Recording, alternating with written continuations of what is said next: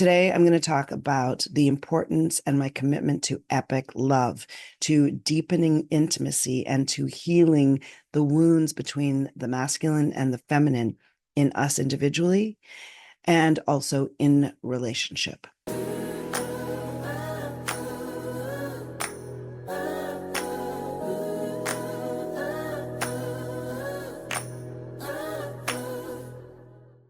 Hi, I'm Lisa Lacroix, and for the past 40 years, I have been on a personal growth journey that has taken me through all the things related to communication, speaking, presentation, performance, deepening in relationship, intimacy, and authenticity. And for the past 25 years, I've been helping women and young people and others amplify the message they have for the world through speaking skills training that stems from my background as a film and television actor.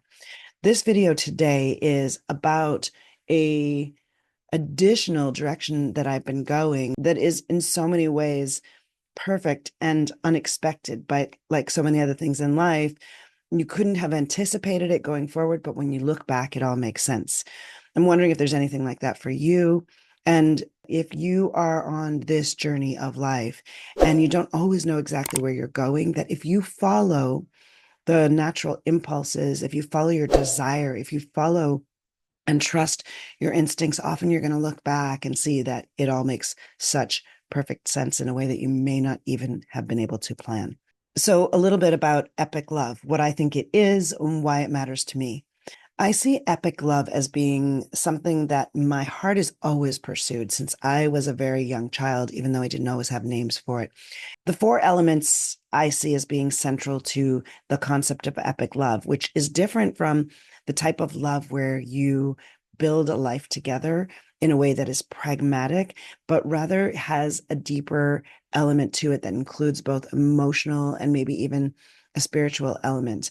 Are emotional care and vulnerability, that we are willing to pay attention to and connect with each other's hearts and nervous systems, that we are a safe place for each other to open and to share. The second thing that's necessary is, and that facilitates all the other elements, is intimate, honest communication.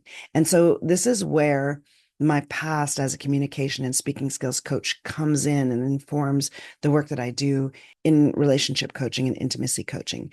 And that is building the skills for how we communicate what we want, our desires, our boundaries, our difficulties, how we heal, how we repair challenges between us, are skills that are simply not taught in schools. And so as a result, most people, young and older, don't have communication skills that facilitate creating connections with each other, and especially with maintaining and deepening relationships over time. So the second point is intimate and honest communication and the skills to achieve that.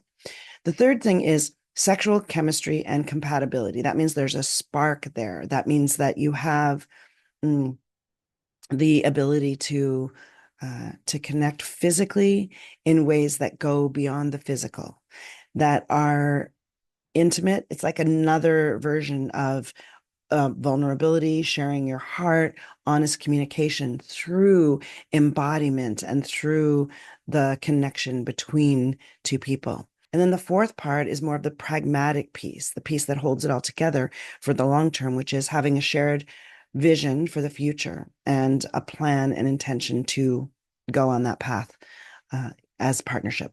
Of course, there are all other kinds of versions of relationships, especially these days. It's almost infinite.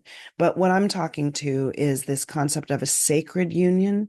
And I don't want that to be too woo-woo, because I think and that's why I call it epic love, is that there is always going to be an energetic and emotional and spiritual connection to the idea of epic love, but it's something that transcends just what I'd call spiritual materialism. And that is that all we are is the pragmatic and the bodies, but there's something higher, that our ways of relating with each other through words and through embodiment includes vulnerability and takes us to a place that's deeper than we could go on our own.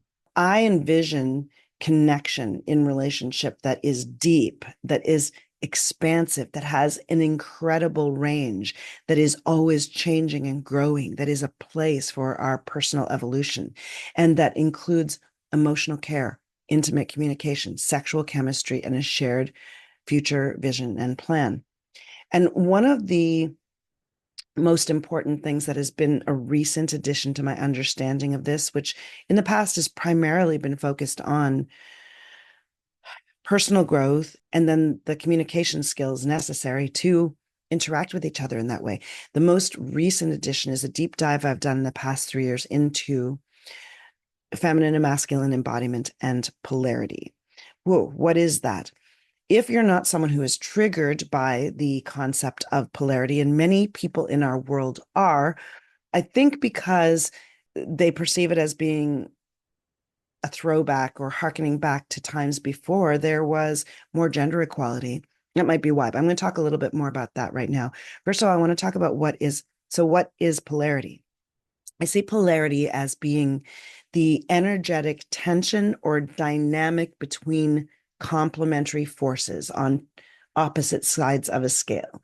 So in the case of masculine feminine embodiment work, we would usually call the polarity masculine and feminine. Now, it's important to say that masculine and feminine polarity is not tied to gender.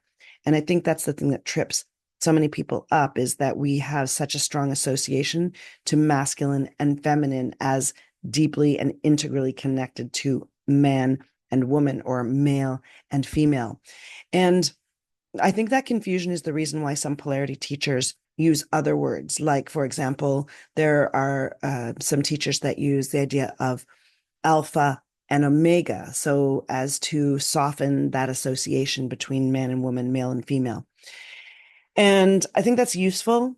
I think the most important thing is to recognize that whenever we are speaking, we are limited by our human use and limitations and narrowing of the meaning of words. So I would just say, think of polarity as being the tension and dynamic that exists between two opposing forces. And they can be all different elements. But one thing I do believe, that in relationship, in order to have spark, in order to have energy, in order to have life and intrigue and the kind of richness and the kind of the kind of spark that makes people want to stay connected and to keep on coming back to each other, is that tension between opposite poles. And those poles can change at any given moment. But if you've obviously heard the expression opposites attract, so we're taking it really down to the basics.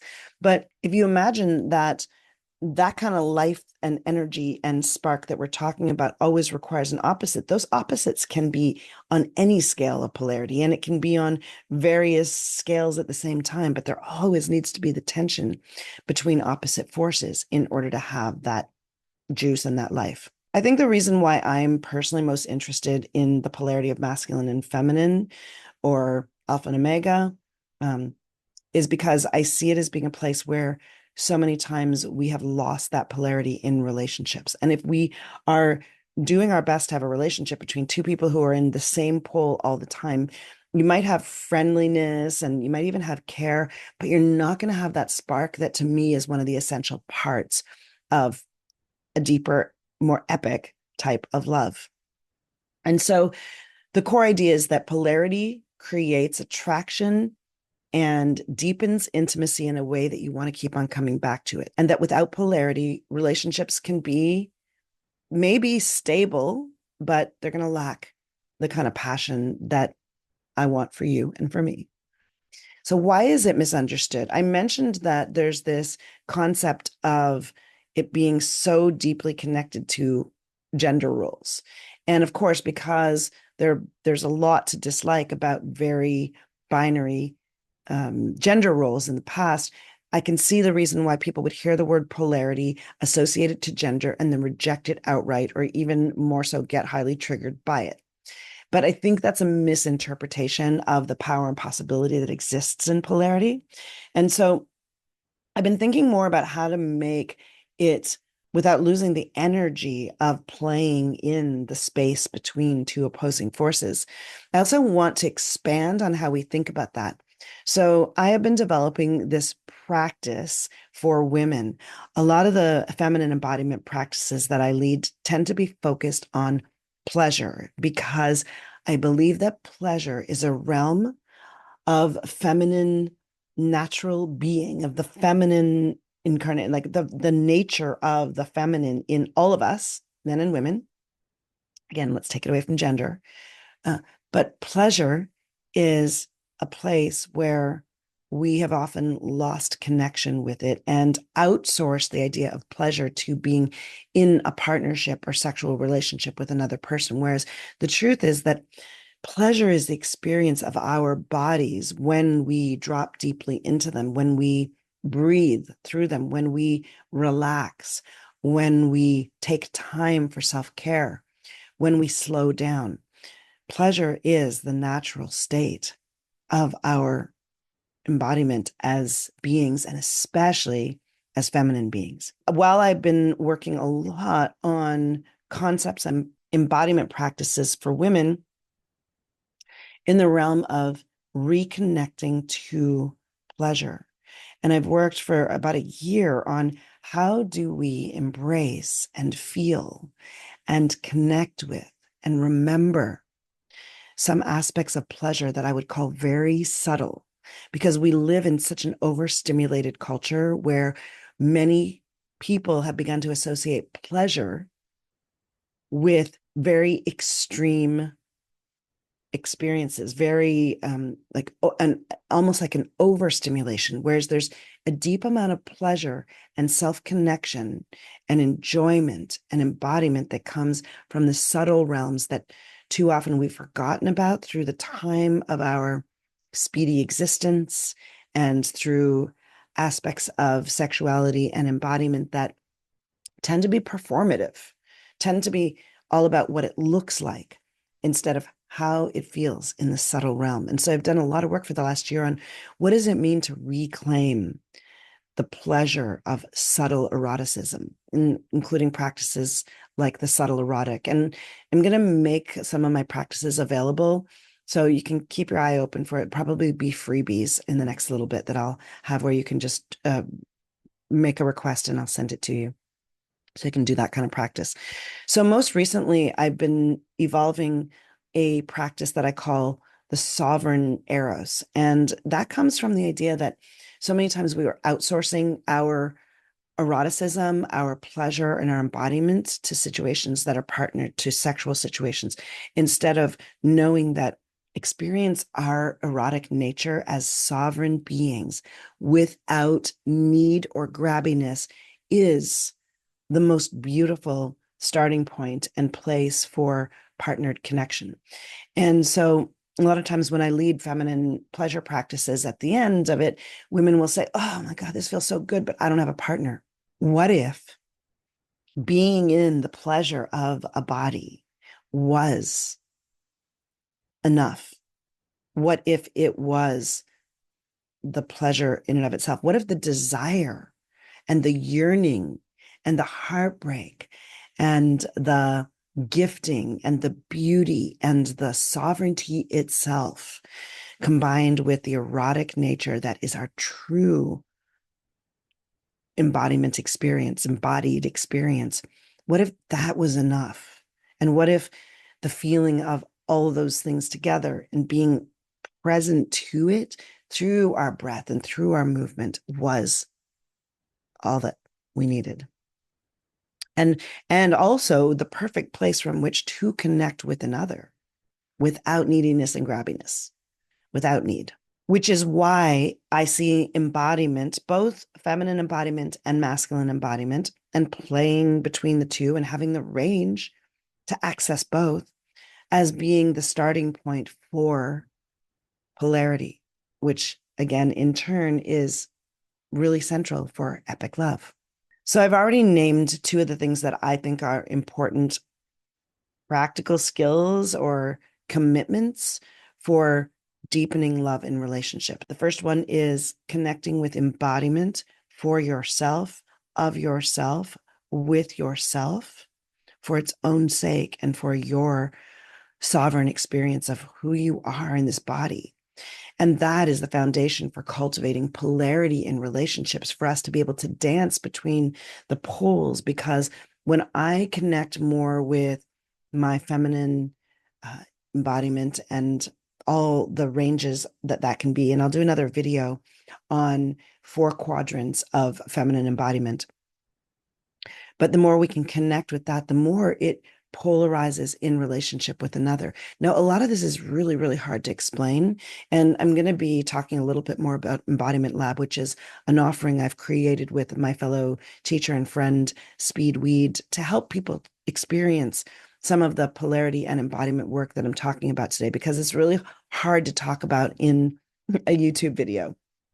Um, but we want people to experience it firsthand alone in our masculine practices, which Speed leads, and in my feminine embodiment practices, which I lead, but then also in partnership in a practice environment, which then can be informative for how you connect with each other in the privacy of your own home, even though what we work on are rather the skills of the energetics of masculine and feminine, and then how we can play with each other through eye contact, through movement, through breath, and through touch. Embodiment Lab is a place for the third component of deepening relationship, deepening love, deepening sexual chemistry, and that is having a place and some tools for experimentation and play.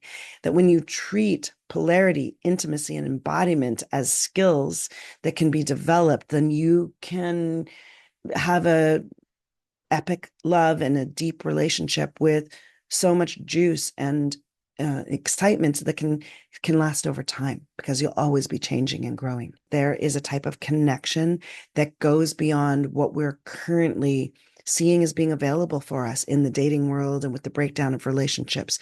And I believe that the tools for cultivating that kind of relationship are available to all of us with support. You're not meant to do it on your own, through the skills related to embodiment, breath, polarity, and communication. So that's a little bit about how I've gone on this journey of being a person committed to relationship, but also to communication skills and speaking, but now who has this added skill set around embodiment and polarity that I want to share with you, so that your relationships can be deeper and so epic love can be a possibility in your life. So if you want to watch another video, YouTube thinks you'll like this one, and there's a playlist here. You're going to be hearing me talk more about intimacy, relationship, sexuality on the channel, and I'll make a playlist specifically for that. If what you're really after is the speaking and communication skills that's more business oriented, the playlist that I'm putting here will do that for you. Thanks for following. I send you so much love.